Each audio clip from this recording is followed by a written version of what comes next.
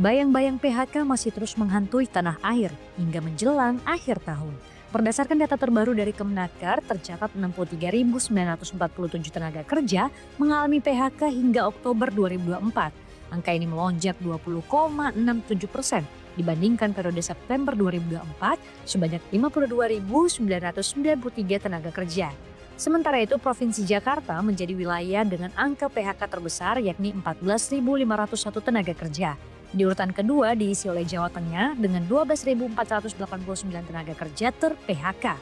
Kemudian pada posisi berurutan selanjutnya diduduki wilayah Banten, Jawa Barat, dan pada urutan kelima terbesar diisi oleh wilayah Jawa Timur sebesar 3.694 tenaga kerja ter-PHK. Mencermati kondisi ini, Menteri Ketenagakerjaan Yasir Ly mengatakan pemerintah berencana membentuk satuan tugas yang menangani persoalan pemutusan hubungan kerja. Dia menyebut rencana pembentukan Satgas itu sudah diajukan ke Kementerian Koordinator Perekonomian. Yasir Ly juga mengungkapkan badai PHK terjadi bukan tanpa sebab.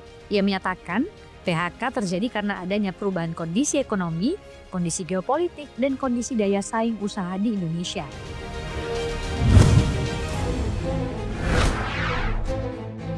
Menteri Pertanian Andi Amran Sulaiman memasukkan 4 perusahaan pupuk swasta dalam daftar hitam atau blacklist. Keempat perusahaan itu disebut telah melakukan pelanggaran dengan menyalurkan pupuk nitrogen, fosfor, dan kalium atau NPK yang tidak sesuai standar bahkan palsu.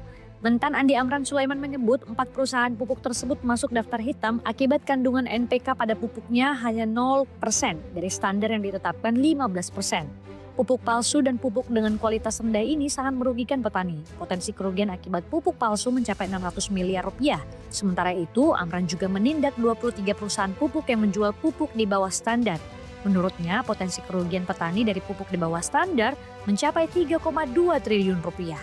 Dalam kasus ini, Amran pun menonaktifkan 11 pejabat di Kementan yang perannya memperlancar pengadaan pupuk untuk petani. Sebanyak 11 orang pejabat itu merupakan eselon 2 dan 3. Amran tidak menutup kemungkinan 11 pejabat tersebut akan dibawa ke penegak hukum. Namun demikian, Amran enggan mengungkapkan lebih lanjut terkait siapa pejabat sampai dengan PNS Kementan yang terbukti melakukan tindakan merugikan tersebut.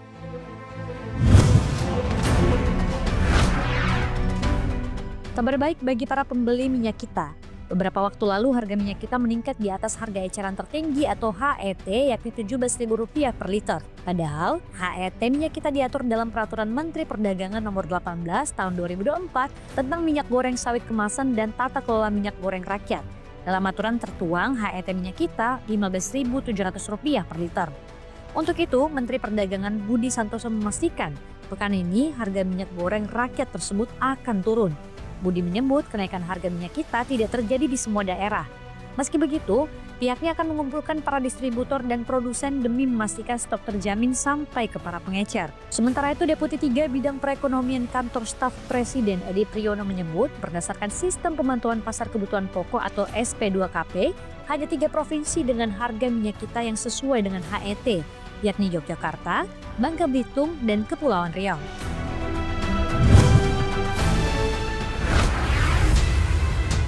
Hasil survei harga properti residensial atau SHPR Bank Indonesia mengindikasikan harga properti residensial di pasar primer mengalami perlambatan baik secara tahunan maupun kuartalan.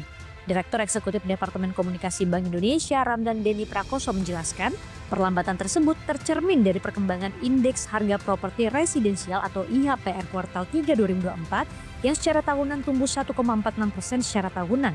Lebih rendah dibandingkan dengan pertumbuhan kuartal sebelumnya sebesar 1,76%. Adapun harga rumah tipe kecil dan menengah masing-masing melambat dari 2,09% menjadi 1,97% secara tahunan dan dari 1,45% menjadi 1,33%. Secara spasial, dari 18 kota yang diamati, 7 kota mengalami perlambatan indeks harga properti residensial secara tahunan pada kuartal 3 2024. Perlambatan paling dalam terjadi di Kota Pontianak dari 5,4% pada kuartal 2 2024 menjadi 3,34%, diikuti Kota Padang yang melambat dari 2,55% menjadi 1,35%.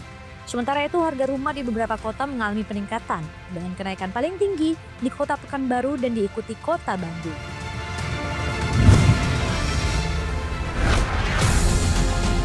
Presiden terpilih Amerika Serikat Donald Trump berjanji akan menjatuhkan China, Meksiko, dan Kanada dengan tarif baru. pada hari pertama masa jabatannya sebagai presiden pada Januari 2025 mendatang. Trump menyebut tarif pada Meksiko dan Kanada akan tetap berlaku hingga kedua negara tersebut memberantas narkoba, khususnya fentanyl dan migran yang melintas perbatasan secara ilegal. Keputusan ini dilaksanakan sebagai upaya untuk menindak tegas imigrasi ilegal dan penyelundupan narkoba ke Amerika Serikat. Trump mengatakan bahwa setelah pelantikannya pada 20 Januari, ia akan menandatangani perintah eksekutif yang mengenakan tarif sebesar 25% pada semua barang yang berasal dari Meksiko dan Kanada. Ia juga mengatakan tarif tambahan sebesar 10% akan dikenakan pada China, hingga pemerintah Xi Jinping itu memblokir penyelundupan opioid sintetis fentanyl ke negara paman Sam. Jika Trump menindaklanjuti ancaman tersebut, hal itu akan menandai peningkatan ketegangan yang besar dengan 3 mitra dagang terbesar Amerika.